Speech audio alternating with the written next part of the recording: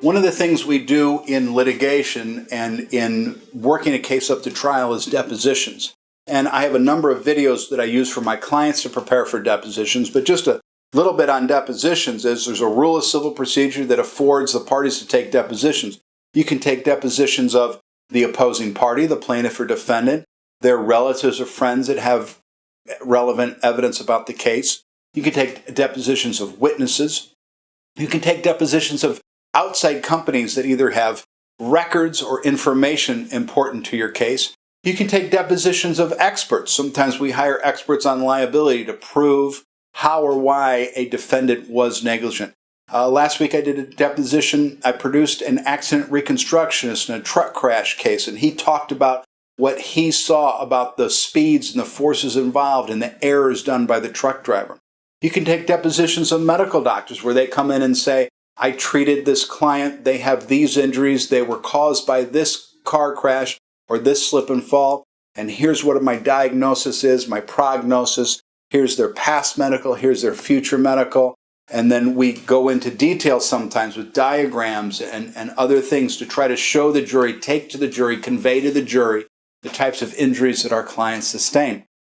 Sometimes you have deposition of experts about economic damages or other types of things. Different other kinds of cases can have other kinds of experts, but that's what the types of depositions you take. And when depositions occur, they go question, answer, where the lawyer asks a question and the deponent answers the question. The lawyer waits till the deponent's done with their answer, and the deponent gives, or the witness gives the lawyer the same courtesy.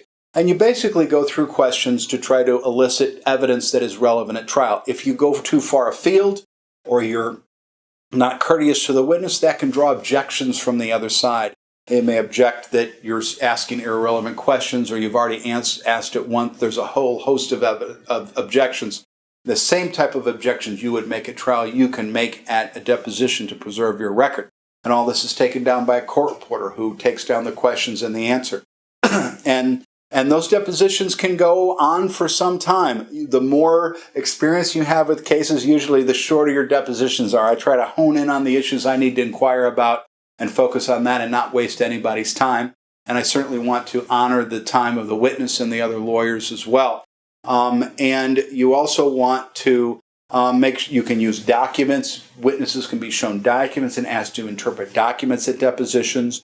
And a witness usually wants to prepare for the deposition. Think about the questions that are going to be asked. Work with their lawyer to prepare, to get focused on the types of questions and what appropriate answers are to get the accurate information. Know what documents are going to be looked at during the case and not be surprised in that. Witnesses don't have to guess, but you can also often ask for the best guess of the witness. You may not know exactly how many feet was between you and the truck when you first saw it come through the red light, but you can also give your best estimate of that as well.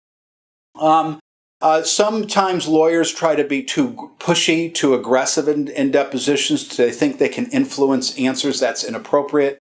Sometimes the defense lawyer thinks by objecting and trying to answer the question for their witness, that's an effective tactic that's equally inappropriate as well.